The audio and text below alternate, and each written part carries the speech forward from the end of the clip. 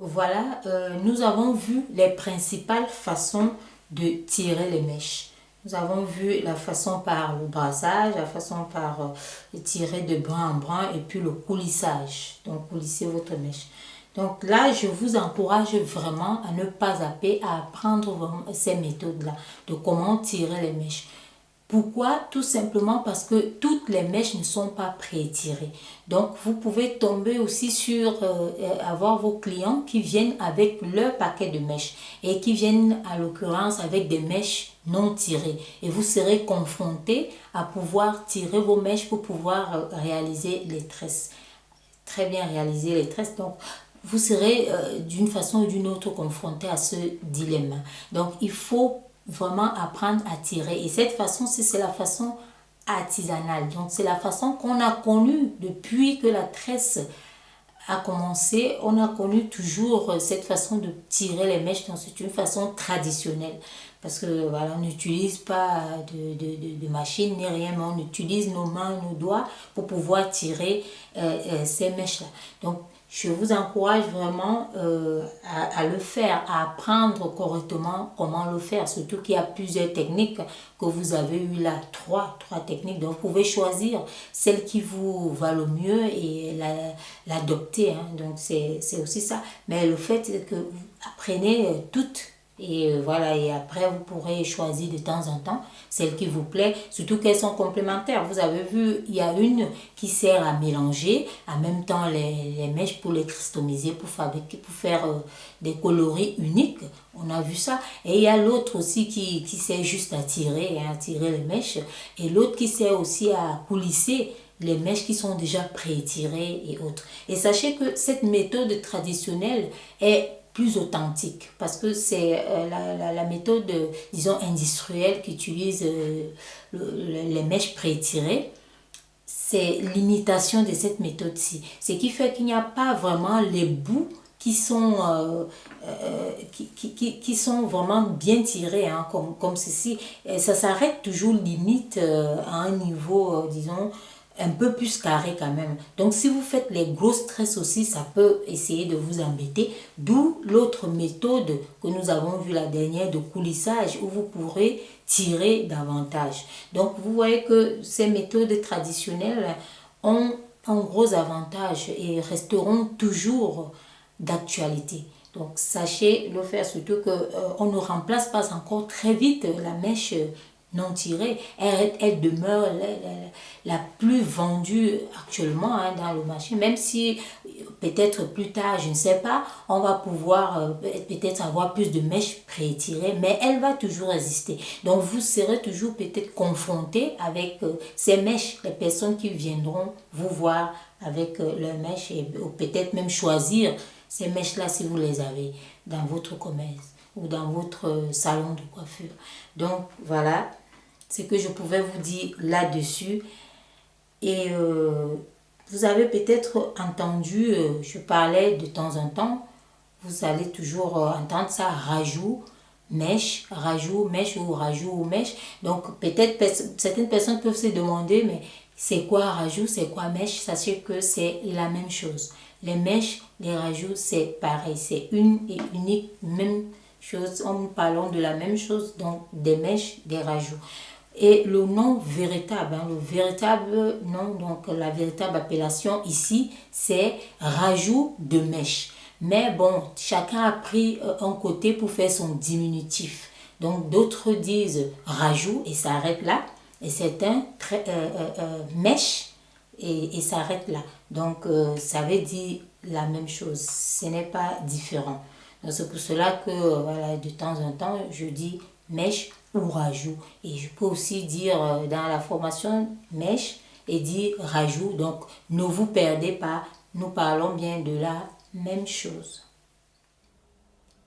Je fais juste cette parenthèse pour vous rappeler que si vous aimez mes cours, vous abonnez est plus que judicieux. Donc, abonnez-vous, likez, partagez et surtout, n'oubliez pas d'activer la petite cloche de notification, celle-là même qui pourra vous alerter à chaque fois que je mettrai un nouveau cours en ligne.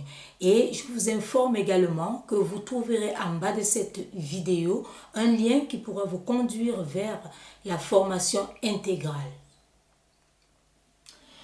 Voilà, là maintenant je vais vous montrer comment les conserver. Donc comment conserver vos mèches, donc comment les garder. Vous pouvez peut-être avoir tiré vos mèches le week-end et autres, et puis il faut bien les caser. Vous n'aurez pas toujours à les exposer, peut-être, bon voilà, il faut les emballer, pour les traîner, et ainsi de suite. Donc vous ne voulez pas que ça se mélange et autres.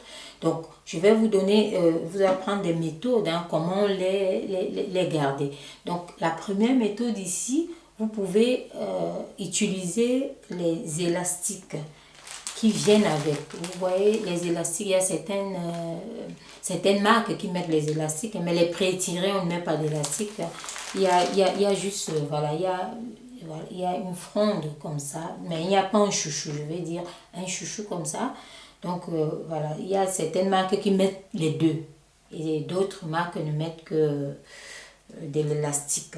Donc vous prenez soit l'un soit l'autre, votre élastique, vous mettez, vous tenez un bout et vous tenez les deux bouts avec vos deux mains. Donc on fait passer l'élastique en dessous de la pile, donc comme ça, et vous faites passer l'autre côté à l'intérieur, vous tirez et ça vous fait votre, voilà, vous avez bien attaché vos mèches. Et là, vous pouvez les garder, elles ne vont pas se mélanger. Et pour plus de sécurité, vous allez encore passer cette tête comme ceci. Et laisser, voilà, laisser comme ça, pour que, voilà, là vos mèches peuvent rester aussi longtemps. Vous aurez juste à prendre, ça reforme à peu près les boules que vous aviez à la base dans le commerce.